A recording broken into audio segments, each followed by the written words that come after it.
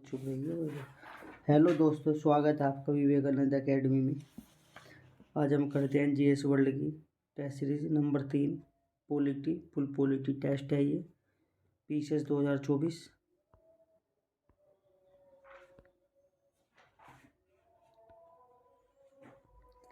चलिए देखते हैं। पहला क्वेश्चन है, इसमें हमें जो कुछ वाद दिए गए हैं, मुकदमों के नाम और उनका मुकदमे दिए गए हैं उनके और उनके नाम दिए गए हैं, उनके वर्ष दिए गए हैं। हमें इन्हें मिलान करना है कि गोलकनाथ मामला, इंदिरा गांधी नेहरू मामला, मिनर्वा मिल्स मामला कि हाथों मामला, ये हमें याद रखना और बताना है कि कब हुआ। देखते हैं इसको। इसमें देखते हैं हम गोलकनाथ मामला कब हुआ था। 1967 में हो गया। इंदिरा गांधी नेहरू मामला में पता है कि 1975 में हो गया था। ए का 4 और बी का 2। ठीक है, अभी हमें एक और मिलाना पड़ेगा। मिनर्वा मिल्स मामला कब हुआ था? 1980 में, तो सी का 3। यहाँ से हमारा आंसर आ जाएगा बी। चलिए आगे। दूसरा क्वेश्चन है, तीन निम्नलिखित कथनों पर विचार कीजिए। पहला कथन है, इसमें इन क्वेश्चनों में एक बात और ध्यान रखनी है आपको। यहाँ पे सबसे पहले देख लेना है कि हमसे पूछ क्या रहा है। सत्य कथन पूछ रहा है ना, यहाँ से बहुत छोटी छोटी बातें हैं लेकिन बहुत ज़रूरी बात है। सत्य कथन हमको देखना है। अब बताना है इसमें हमें कि पहला कथन पढ़ो, भारतीय संघीय व्यवस्था कनाडाई मॉडल पर आधारित है। यानी कि जो भारत की जो संघ यूनियन व्यवस्था है वह किस पर है? यूनियन सिस्टम हमारा किस पर आधारित है? कनाडा मॉडल पर। दूसरा, आपातकालीन जो उपबंध है भारतीय संविधान आपातकालीन उपबंध संविधान के एकात्मक विशेषताओं में शामिल है। हमें बताना है कौन सा कथन सही है। तो हमें दिया गया कि इसमें आंसर हो जाएगा इसका 2 सी, दोनों कथन सत्य हैं। आगे चलिए आगे देखते हैं। हमसे पूछा है, ये बहुत ध्यान से पढ़ना है यहाँ पे बस। हमसे पूछा है कि कौन सा कथन असत्य है, हमें बताना है। पढ़ते हैं। चलिए, पहला कथन हमें क्या दिया गया है कि राष्ट्रीय आपातकाल आमतौर पर 6 माह तक ही प्रभावी रहता है। दूसरा, अनुच्छेद 268 के अंतर्गत केंद्र द्वारा उद्गृहित और राज्यों द्वारा संग्रहित कर शामिल किए गए हैं। समवर्ती सूची भारतीय संविधान की 7वीं सूची के अंतर्गत शामिल है। डी, भारतीय संविधान में केंद्र राज्यों के बीच विधायी, प्रशासनिक, न्यायिक और वित्तीय का विवरण, संबंधों का विवरण मिलता है। तो इसमें आंसर हो जाएगा असत्य कथन। इसका आंसर हो जाएगा डी, क्योंकि यहाँ पे आप देखें, यहाँ पे आपसे पूछा है, इसमें बताया गया है ये असत्य इसलिए होगा क्योंकि इसमें हमें कहा गया है कि केंद्र और राज्यों के बीच प्रशासनिक, न्यायिक और वित्तीय संबंधों को मिलता है। क्योंकि न्याय की जो शक्तियाँ हैं उनका बंटवारा नहीं किया गया है। न्यायिक शक्ति न्यायिक क्षेत्र में चली जाएगी ना, तो इसलिए असत्य हो जाएगा। चलिए, हमें बताना है कि कौन सी निम्नलिखित में से संवैधानिक संस्थाओं के अंतर्गत सम्मिलित है।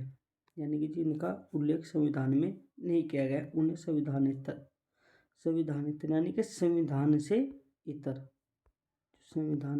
संस्थाएं, उन्हें संविधानेतर संस्थाओं में शामिल किया जाता है। तो इसका आंसर हो जाएगा पहला 1 और 4, किचन कैबिनेट और नीति आयोग।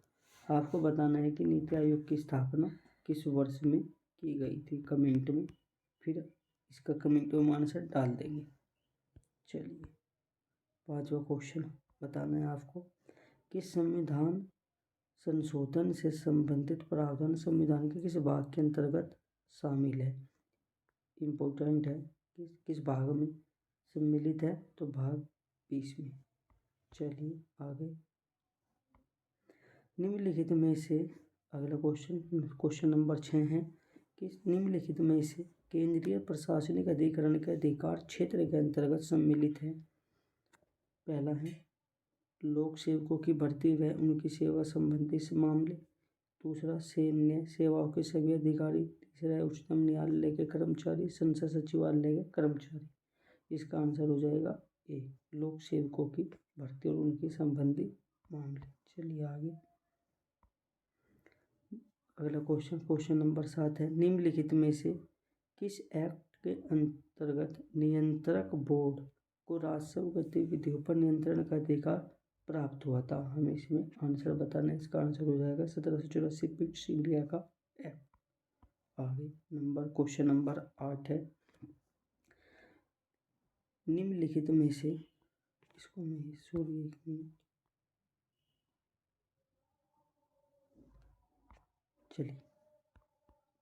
देखिए, निम्नलिखित में से भारतीय शासन अधिनियम 1919 में कौन कौन से अवयव सम्मिलित थे? वायसराय की कार्यकारिणी परिषद में भारतीयों को शामिल करना, दूसरा है सांप्रदायिक प्रतिनिधित्व हेतु मुसलमानों का पृथक निर्वाचन, संपत्ति कर शिक्षा के आधार पर मताधिकार, चौथा है केंद्र और प्रांतों का सूचीकरण। इसमें बताना है कौन कौन से सम्मिलित थे। तो इसमें हो जाएगा आंसर बी 1, 3 और 4,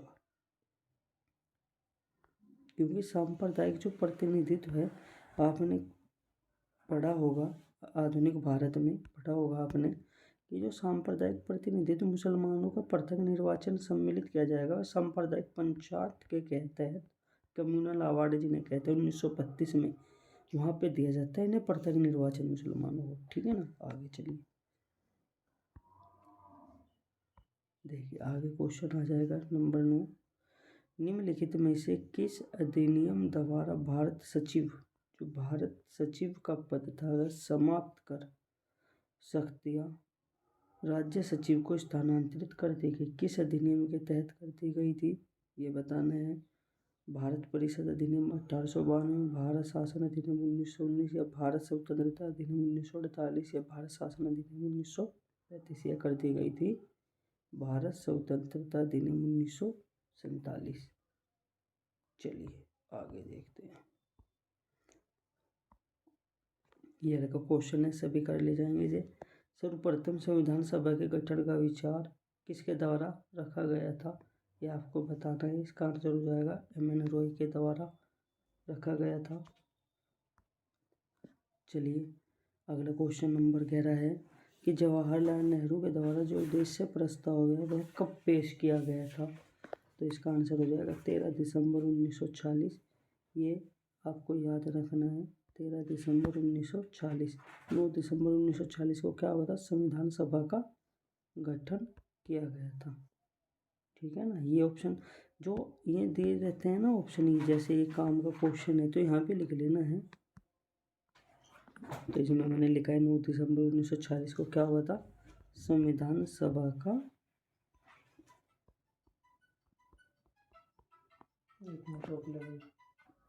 अगला क्वेश्चन नंबर 12 पर हम आ गए हैं। क्वेश्चन नंबर 12 हम इसमें बताना है सूची 1 को सूची 2 से मिलान करना है। केंद्रीय सूची, राज्य सूची, समवर्ती सूची, अवशिष्ट सूची इधर दिए गए हैं। विषय, ये विषय हैं, तो हमें इसमें बताना है कि केंद्र सूची का कौन सा विषय है।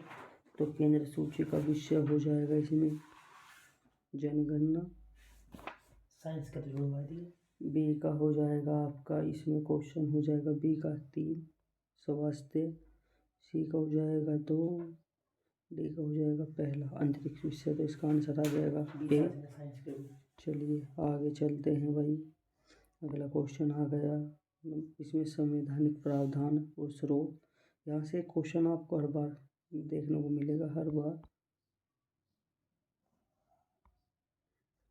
ये विदेशी स्रोत हैं जो हमारे संविधान में लिए गए हैं। राज्यपाल का पद, उपराष्ट्रपति का पद, मूल कर्तव्य, विधि द्वारा स्थापित प्रक्रिया। चलिए अब इनका मिलान करते हैं भाई। तो इसमें आंसर हो जाएगा आपका बी, ए का हो जाएगा 2 राज्यपाल का पद, भारत शासन अधिनियम 1935। सॉरी, इसमें हमसे गलती से हो गया कि राज्यपाल का पद भूल गया, ये है राज्यपाल का कार्यकाल। सॉरी, इसके लिए हम माफी चाहेंगे। ये राज्यपाल का कार्यकाल है भाई। ये कहाँ से लेगा? भारत शासन अधिनियम 1935। ए का 2 बी का हो जाएगा 4, राष्ट्रपति का पद अमेरिकी संविधान से, सी का 2, सी का 3 सॉरी उससे लिया गया है मौलिक कर्तव्य, और डी का 1। इसका आंसर हो जाएगा बी। चलिए आगे अगला क्वेश्चन है क्वेश्चन नंबर 14। निम्नलिखित में से कौन से तत्व मूल प्रस्तावना के तत्वों के अंतर्गत सम्मिलित नहीं थे? कौन से जो मूल तत्व हैं वे प्रस्तावना में सम्मिलित नहीं थे? तो इसका आंसर हो जाएगा ए, समाजवाद और धर्मनिरपेक्षता। हमने इन पर एक ट्रिक बनाई हुई है, आप जाकर हमारे चैनल पर देख सकते हैं। हमने इसी के बारे में एक वीडियो डाली हुई है, वो हमारे चैनल पर आप देख सकते हैं। उससे बहुत ईजी आपके समझ में आ जाएगा। चलिए आगे देखते हैं क्वेश्चन नंबर 15।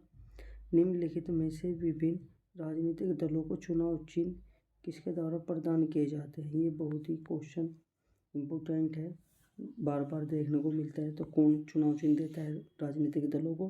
तो चुनाव आयोग देता है। कौन देता है भाई? चुनाव आयोग। इसका आंसर हो जाएगा एक।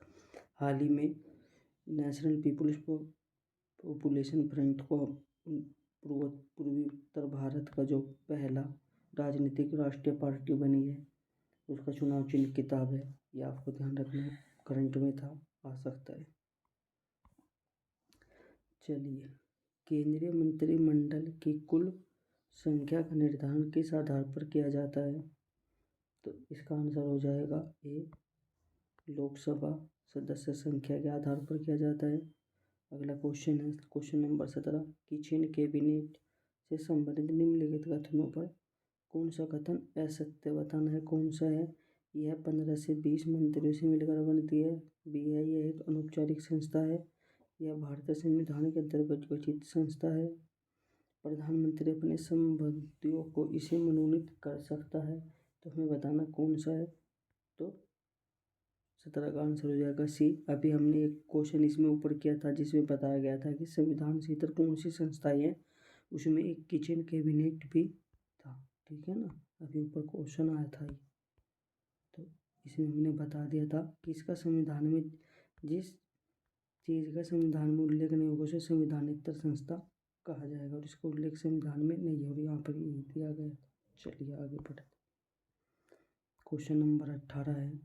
इनमें एक सूची में अनुच्छेद दिए गए हैं, दूसरी सूची में हमें बताना है कि किस सूची में क्या है। जैसे अनुच्छेद 262 में क्या दिया गया है, तो हमें ये बताना है।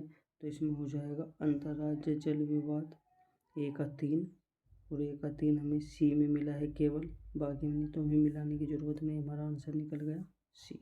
ऐसे भी आप कर लीजिए ध्यान से, ठीक है ना। आगे ये मोस्ट इम्पोर्टेंट है। मोस्ट इम्पोर्टेंट समिति आपको याद रखना है कि राजमन्नार समिति किससे संबंधित है? तो इसका आंसर हो जाएगा ए, केंद्र और राज्यों से संबंधित। ठीक है, आगे क्वेश्चन नंबर 20 है कि पूर्वोत्तर परिषद के अंतर्गत सम्मिलित राज्य कौन कौन से हैं? तो इसका आंसर हो जाएगा डी, ये सभी पूर्वोत्तर राज्य से असम, मणिपुर, सिक्किम, त्रिपुरा। क्योंकि सिक्किम इन्होंने इसीलिए दिया है ना, सिक्किम को हम सोचते हैं कि पूर्वोत्तर में शामिल नहीं होगा, क्योंकि इसकी स्थिति देखा जाए तो उत्तर और पूर्व के मध्य में आ जाती है, तो इस वजह से सिक्किम इन्होंने डाला है ऑप्शन में। तो लेकिन सिक्किम भी इसमें सम्मिलित है। चलिए अगला क्वेश्चन है, संविधान में व्याख्याकृत कितने आपातकालों का वर्णन मिलता है? यानी कि कितने प्रकार के आपातकाल हैं? तो 3 आपातकाल हैं। कौन कौन से आपातकाल हैं हमारे यहाँ पर? चलिए वो आपको बताना है। आगे देखिए, भारत में जो वित्तीय आपातकाल है लागू है, कितनी बार लागू हुआ है? कभी नहीं। अनुच्छेद 360 के तहत वित्तीय आपातकाल की घोषणा की जाती है, अभी तक यह एक भी बार भारत में लागू नहीं किया गया। क्वेश्चन नंबर 23 पर देखते हैं कि भारत के राष्ट्रपति के निर्वाचन में सम्मिलित कौन कौन से सदस्य होते हैं? संसद के दोनों सदनों के निर्वाचित सदस्य। हमें दूसरा कथन दिया गया है कि राज्य विधान सभा के मनोनीत सदस्य कौन कौन से शामिल इसमें होते हैं? तो इसमें आंसर हो जाएगा केवल एक, केवल निर्वाचित सदस्य होते हैं, विधानसभा के मनोनीत नहीं। यहाँ पर भी निर्वाचित सदस्य सम्मिलित किए जाते हैं। मनोनीत सदस्य जो होते हैं, जब उपराष्ट्रपति का निर्वाचन होगा ना, यहीं पर हम आपको बता देते हैं कि जो उपराष्ट्रपति का निर्वाचन होता है, जो उपराष्ट्रपति का निर्वाचित होगा, उपराष्ट्रपति के निर्वाचन में कौन कौन सा भाग लेते हैं,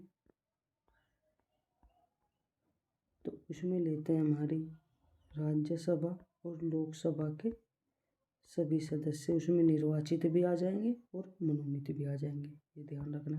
चलिए आगे।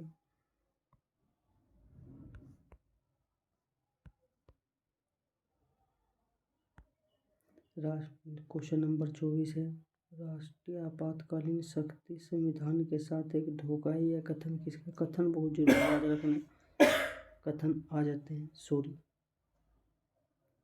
तो ये है KM नामबिहार का, इसका आंसर हो जाएगा C। चलिए आगे। क्वेश्चन नंबर 25, राष्ट्रीय आपातकाल के दौरान लोकसभा अवधि पर प्रभाव पड़ता है, हमें बताना है कि क्या प्रभाव पड़ेगा इस पर, ठीक है ना। तो अगला क्वेश्चन नंबर 25 है, राष्ट्रीय आपातकाल के दौरान लोकसभा अवधि पर प्रभाव पड़ता है। तो इसमें ऑप्शन हमें पहला दिया गया है, आपातकाल समाप्ति पर लोकसभा भी समाप्त हो जाती है, लोकसभा अवधि 1 साल के लिए बढ़ाई जा सकती है, अवधि नहीं बढ़ाई जा सकती, अवधि के दौरान केवल एक बार निश्चित समय तक बढ़ाया जा सकता है। तो इसका आंसर हो जाएगा B, लोकसभा अवधि जो है एक बार में केवल 1 वर्ष के लिए बढ़ाई जा सकती है, ये ध्यान रखना। चलिए आगे। अगला क्वेश्चन है, कौन सुमेलित नहीं है, निम्नलिखित में से कौन सा सही सुमेलित नहीं है?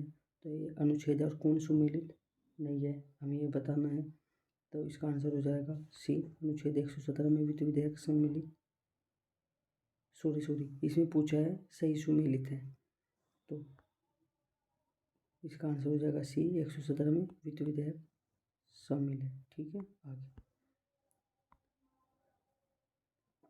अगला क्वेश्चन है, क्वेश्चन नंबर 27, अनुच्छेद 12 अनुसूची 12 किस संविधान संशोधन द्वारा भारतीय संविधान में अंतर्स्थापित की गई थी?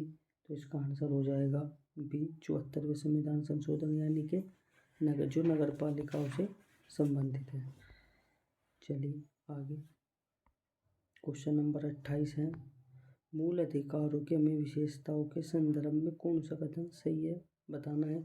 ये असीमित है परंतु वाद योग्य होते हैं, नकारात्मक विशेषताओं वाले होते हैं, राष्ट्रीय आपातकाल के दौरान केवल अनुच्छेद 19 को स्थगित किया जा सकता है। अगला हमें कथन नंबर 4 ऑप्शन दिया गया है, विशेष सेवाओं में चयनित कर्मचारियों के अधिकारों को राष्ट्रपति आदेश द्वारा स्थगित किया जा सकता है। तो इसका आंसर हो जाएगा B, केवल 2 इसमें सत्य है कि नकारात्मक विशेषताओं वाले होते हैं। आगे क्वेश्चन नंबर 29 है, संविधानिक उपचारों का अधिकार उच्चतम न्यायालय को कौन से अधिकार प्रदान करता है? पहला है आदेश व निर्देश जारी करने का, दूसरा केवल मूल अधिकारों के क्रियान्वयन और प्रयोग का, तीसरा है मूल अधिकारों से संबंधित न्यायिक क्षेत्र को नकारने का। आगे है उच्च न्यायालय को रिट शक्ति प्रदान करने का। तो इसका आंसर हो जाएगा C, 1 और 2।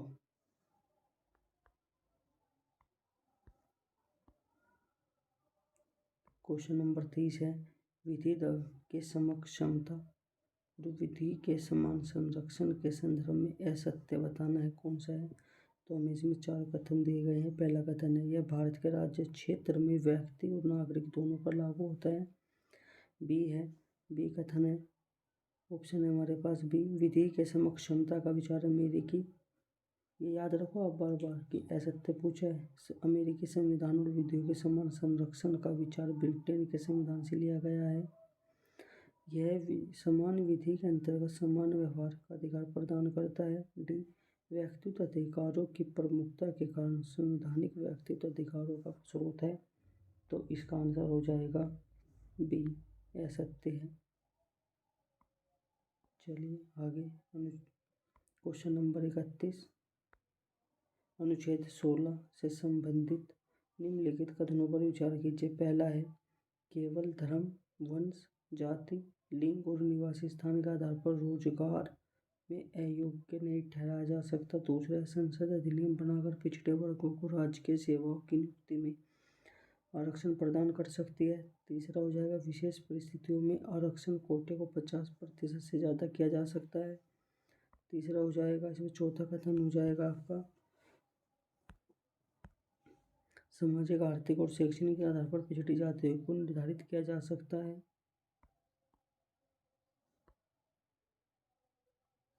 तो इसका आंसर हो जाएगा 31 का आंसर हो जाएगा। इसमें हमें बताना है इसमें सत्य कथन कौन सा है। तो 1 और 3, विशेष परिस्थितियों में जो आरक्षित कोटे हैं उसका 50% से ज़्यादा किया जा सकता है। अभी हाल ही में EWS, आपने देखा होगा, EWS वगैरह किए गए हैं। आगे इसका आंसर हमने बताया है 1 और 3। चलिए आगे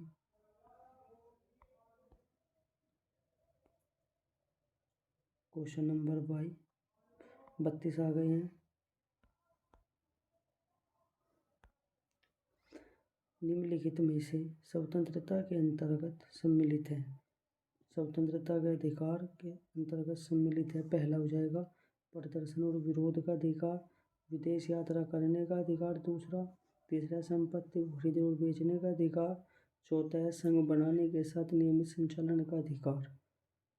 तो इसका आंसर हो जाएगा डी 1, 3 और 4। दूसरा नहीं होगा, विदेश जाने का अधिकार स्वतंत्रता के अधिकार के अंतर्गत सम्मिलित नहीं है। तो इसका आंसर हो जाएगा डी 1, 3 और 4। विदेश जाने का जो अधिकार है, विदेश यात्रा, यह अनुच्छेद 21 के तहत हमें दिया गया। आगे क्वेश्चन पढ़िए। अगला क्वेश्चन है, क्वेश्चन नंबर है 33, निवारक हिरासत के मामले से संबंधित निम्नलिखित में से कौन सा कथन सत्य है। पहला है, अमेरिकी संविधान की भांति भारतीय संविधान के आंतरिक भाग में आंतरिक निरोध व निवारण संबंधी कानून की पूरी व्यवस्था उल्लेखित है। बी कथन है, निवारक हिरासत का कारण संबंधी व्यक्ति को बताना आवश्यक नहीं है। सी कथन है, मजिस्ट्रेट के समूह को उपरोक्त व्यक्तियों को 24 घंटे में पेश करने का अधिकार होता है, परंतु अधिकार केवल नागरिकों को प्राप्त होता है। किसी वर्ग से संबंधित मामलों में अधिकतम अवधि के लिए किसी व्यक्ति को निवारक निरोध का उपयोग कराने वाली किसी विधि का अधीन किया जा सकेगा। आपको बताना है कि कौन सा कथन सत्य है। तो इसमें हो जाएगा डी। ठीक है, आगे चलिए, आगे देखते हैं। क्वेश्चन नंबर हो जाएगा 34, निम्नलिखित में से कौन से अधिकार धर्म की स्वतंत्रता के अंतर्गत सम्मिलित नहीं है। पहला है, राज्यों को करों और शुल्क की उगाही का अधिकार। दूसरा है, उच्च आचरण और प्रसार का अधिकार। तीसरा है, अपने धर्म विषयक कार्यों के प्रबंधन का अधिकार। चौथा है, स्थावर संपत्ति के अर्जन और स्वामित्व का अधिकार। तो इसका आंसर हो जाएगा 34 नंबर का आंसर हो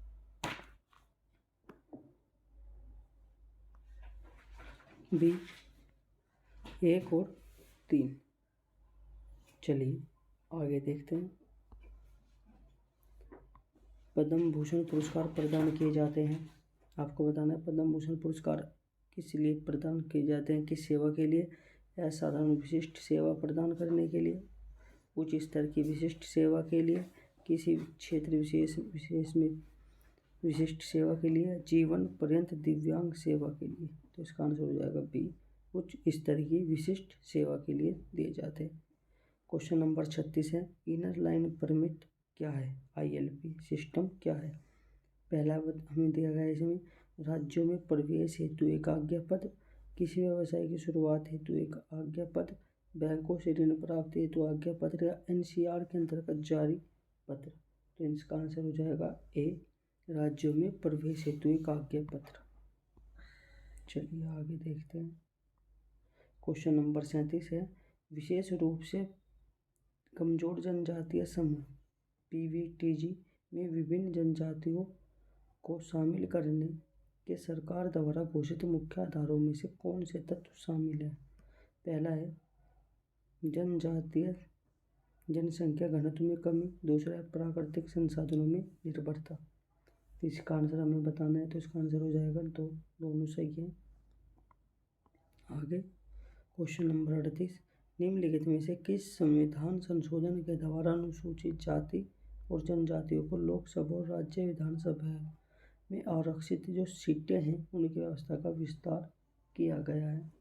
किसमें किया गया? 42वें संविधान संशोधन में या 44वें संविधान संशोधन में, 95 से या कोई नहीं? किसमें किया गया है? तो ये किया गया है 95वें संविधान संशोधन अधिनियम के तहत। ठीक है, ये इम्पोर्टेंट क्वेश्चन है, आपको याद रखना है, क्योंकि हाल ही में नारी शक्ति वंदन अधिनियम सीटों से ही संबंधित है, इसीलिए ये इम्पोर्टेंट है। आगे क्वेश्चन नंबर 39 है, निम्नलिखित में से कौन से गुण सही सुमेलित है? सही सुमेलित नहीं है। ऑप्शन ए है संसदीय विशेषाधिकार अनुच्छेद 105, वार्षिक वित्तीय विवरण अनुच्छेद 110, राष्ट्रपति की अध्यादेश शक्ति 123, संसद के सत्र अवसान अनुच्छेद 85। तो इसमें बताना है कि कौन सा सुमेलित नहीं है, तो इसमें सुमेलित नहीं है बी। इसका आंसर हो जाएगा बी। वार्षिक वित्तीय विवरण किसमें सम्मिलित, किसमें दिया जाता है? 112 में, जिसमें बजट शब्द की का उल्लेख मिलता है। ठीक है, आगे निम्नलिखित में से भारत के किस राज्य को संसद के दोनों सदनों में सर्वाधिक प्रतिनिधित्व प्राप्त है? ये तो आप कर ही ले जाएंगे, सबको पता है, उत्तर प्रदेश। आपको कमेंट बॉक्स में बताना है कि लोकसभा और राज्यसभा में उत्तर प्रदेश की सीटें कितनी हैं, कमेंट बॉक्स में ज़रूर बताइए। आगे निम्नलिखित में से संसद के पीठासीन अधिकारियों में शामिल सदस्य हैं लोकसभा अध्यक्ष, प्रधानमंत्री, उपाध्यक्ष या उपसभापति? इसमें बताना है आपको कौन सम्मिलित है, तो इसमें हो जाएगा आंसर बी 1, 3 और 4, यानी कि लोकसभा अध्यक्ष, उपाध्यक्ष और उपसभापति। प्रधानमंत्री इसमें शामिल नहीं किए जाते। 42वां क्वेश्चन, भारतीय उच्चतम न्यायालय का उद्घाटन किया गया था? इम्पोर्टेंट क्वेश्चन है, कब किया गया था भारतीय उच्चतम न्यायालय का उद्घाटन?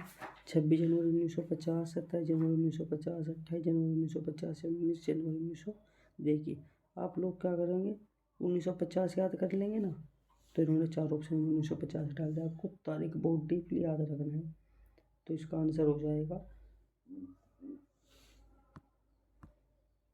ये आंसर गलत दिया भाई इन्होंने,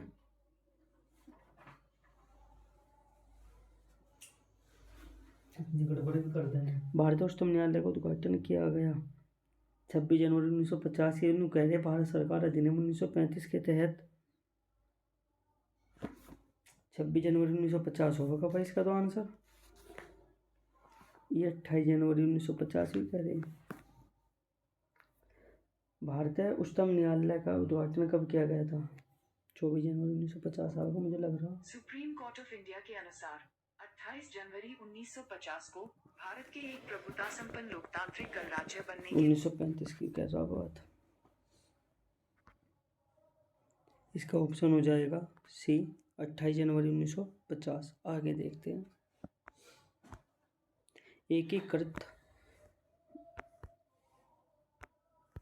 एकीकृत न्यायिक व्यवस्था संबंधित है, किससे संबंधित है एकीकृत न्यायिक व्यवस्था? पहला ऑप्शन है भारत शासन अधिनियम 1935, दूसरा द्वितीय न्यायाधीश मामला 1993। हमें ऑप्शन दिए गए हैं केवल एक, केवल दो, एक और दो, न तो एक न दो, तो इसका आंसर हो जाएगा केवल एक। ये आंसर है इसका, केवल एक, भारत शासन, भारत सरकार अधिनियम 1935 से। आगे निम्नलिखित में से कौन सा उच्चतम न्यायालय के न्यायाधीशों की अर्हताओं से संबंधित कथन असत्य है? तो असत्य बताना है कौन सा है। ऑप्शन ए है उच्च न्यायालय में कम से कम 5 साल का न्यायाधीश का अनुभव होना चाहिए। बी व्यक्ति उच्च न्यायालय और अधीनस्थ न्यायालयों में 10 वर्ष अधिवक्ता रहा हो, वह राष्ट्रपति मत में सम्मानित न्यायवादी हो, सभी कथन सत्य हैं। तो इसका आंसर हो जाएगा डी, सभी कथन सत्य है। 45 नंबर क्वेश्चन आ गया है, लोकसभा अध्यक्ष से संबंधित निम्नलिखित कथनों पर लोकसभा अध्यक्ष के बारे में बताया कि विचार करना है। पहला है, वह लोकसभा के जीवन काल तक पद धारण करता है। अगला है, अगर हटाने का संकल्प विचाराधीन है तो वह लोकसभा की कार्यवाही में भाग ले सकता है। विचाराधीन है। लोकसभा के विघटन के साथ ही अपना पद छोड़ देता है। अगला ऑप्शन दिया है हमें कि प्रधानमंत्री की अनुपस्थिति में संयुक्त बैठक की अध्यक्षता करता है। प्रधानमंत्री की अनुपस्थिति में हमें बताना है सत्य कथन कौन सा है। तो इसका आंसर हो जाएगा ए, केवल 1 और 2। वह लोकसभा के जीवन काल तक पद धारण करता है। अगर हटाने का संकल्प विचाराधीन है तो वह लोकसभा की कार्यवाही में भाग ले सकता है। आगे, लोकसभा में राष्ट्रपति कितने सदस्यों को मनोनीत करता है, ये बताना है कितने सदस्यों को। यह का क्वेश्चन आप कर ले जाएंगे। कितने सदस्यों को मनोनीत कर सकता है, तो 2। आगे,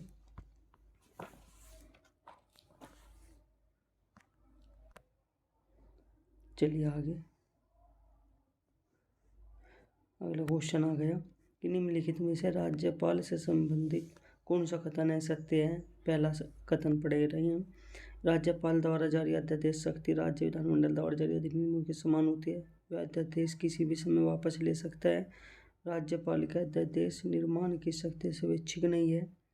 अध्यादेश को पुनर्निर्मित करने के लिए केवल विधानसभा के समक्ष प्रस्तुत किया जाता है। असत्य बताना है, तो इसका असत्य कथन है डी, आंसर हो जाएगा इसका। अगला क्वेश्चन नंबर 48, राज्य के राज्यपाल की विवेकाधीन शक्तियों के अंतर्गत सम्मिलित है। पहला है, राज्यपाल की जो विवेकाधीन शक्तियाँ हमें पूछी गई है हमसे, राष्ट्रपति शासन के अधिरोपण हेतु आमंत्रण, विधेयक को पुनर्विचार हेतु लौटाना, राज्य सरकार के कार्य संचालन हेतु नियम बनाना, महाधिवक्ता की नियुक्ति करना है। बताना है कौन सी इसमें आंसर होगा। तो इसका आंसर है ए, केवल 1 और 2। आगे, सुमेलित करना है एक अनुच्छेद और प्रावधान। अनुच्छेद 166, अनुच्छेद 165, 102, अनुच्छेद 123 में क्या सुमेलित है, तो इसका आंसर हो जाएगा अनुच्छेद 166 में क्या है, राज्यपाल के द्वारा कार्यवाही का संचालन। एक हो जाएगा 1, फिर हो जाएगा अनुच्छेद 156 में क्या दिया हुआ है, राज्यपाल की नियुक्ति दी हुई है। बी, 1 का 2। फिर अनुच्छेद 102 संसद सदस्यों से अयोग्यता, तो इसका आंसर हो जाएगा बी। क्या आंसर हो जाएगा बी। आगे, क्वेश्चन नंबर 50, निम्नलिखित में से निम्नलिखित कथनों पर विचार करना है। कथन और कारण बताने हैं, इन्हें बहुत ही ध्यान से करना है। इनका वेटेज क्वेश्चन में बढ़ने लगा है। कथन ए दिया गया है, प्रत्येक राज्य में विधान परिषद का गठन बाध्यकारी है, यानी कि जरूरी है करना। कारण दिया हुआ है, कारण आर बता रहा है कि विधान परिषद में 1/3 सदस्य स्थानीय निकायों से चुने जाते हैं। अब हमें कूट दिए हुए इन्होंने ऑप्शन ए और आर दोनों सही है, आर ए की सही व्याख्या करता है। बी ऑप्शन है ए और आर दोनों सही है और सही व्याख्या नहीं करता। सी, ए सही है आर गलत। डी ऑप्शन है ए गलत है और सही है, हमें बताना है। तो इसका आंसर हो जाएगा डी, कि ए गलत है और आर सही है। 1/3 सदस्य स्थानीय निकायों से चुने जाते, क्योंकि बाध्यकारी इसलिए नहीं है ना। हाल ही में कितने राज्यों में विधान परिषद है, आपको बताना है कमेंट बॉक्स में कि वर्तमान में कितने राज्यों में विधान परिषद का प्रावधान किया गया है, या कितने राज्यों में विधान परिषद का गठन वर्तमान में है। कमेंट बॉक्स में आपको बताना है, सही आंसर हम बता देंगे। अगला क्वेश्चन, 26 नवंबर 1949 को अपनाए गए संविधान में अनुसूचियों की संख्या कितनी थी। इसका आंसर हो जाएगा 8।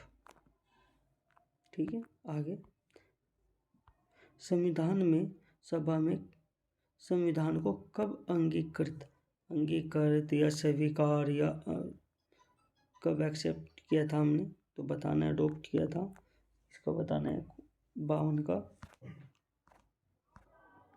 अगला क्वेश्चन, संविधान सभा को कब अंगीकृत किया गया था, संविधान सभा में संविधान को कब अंगीकृत किया गया था, इसका आंसर हो जाएगा सी, नवंबर 1949 में 11वें अधिवेशन में किया गया था। आगे, धर्मनिरपेक्षता शब्द को प्रस्तावना में कब सम्मिलित किया गया था, 31वें संविधान संशोधन द्वारा, 42वें 44वें संविधान संशोधन द्वारा या 48वें संविधान संशोधन के द्वारा, इसका आंसर हो जाएगा 42वें संविधान संशोधन के द्वारा। इस पर हमने एक वीडियो बनाया हुआ है, हमारे चैनल पर पड़ा है कि प्रस्तावना से संबंधित ट्रिक, आप उसको जाकर देख सकते हैं, आपके एकदम से समझ में आ जाएगा।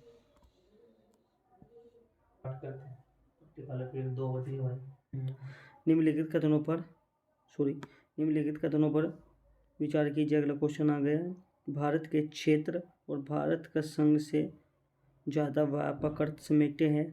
दूसरा कथन है, भारतीय संविधान द्वारा क्षेत्रीय एकता या राज्य के अस्तित्व को गारंटी नहीं दी गई है। कौन सा कथन सत्य है, तो इसका आंसर हो जाएगा सी, दोनों कथन। अगला क्वेश्चन है क्वेश्चन नंबर 55, मूलाधिकार और अनुच्छेदों में, इसमें हमें मिलान करना है। अस्पृश्यता का अंत किस अनुच्छेद में दिया गया है, तो अनुच्छेद 17 में 1 का 3। लोक नियोजन में धर्म, जाति, लिंग, जन्म स्थान और निवास के आधार पर संरक्षण दिया हुआ है। 1 का 3 इसमें भी दिया हुआ है ना, तो इसका हो जाएगा 16, अनुच्छेद 16। बी का 4 और में नहीं है, तो इसका आंसर हो जाएगा सी। वीडियो को हम यहीं पर रोकते हैं, वीडियो अधिक लंबी हो जाएगी, तो नेक्स्ट पार्ट के लिए आप अगली वीडियो को जरूर देखें और कमेंट में बताएं कि आपको वीडियो कैसी लगी। चैनल को लाइक और सब्सक्राइब जरूर करें। धन्यवाद। जय हिंद।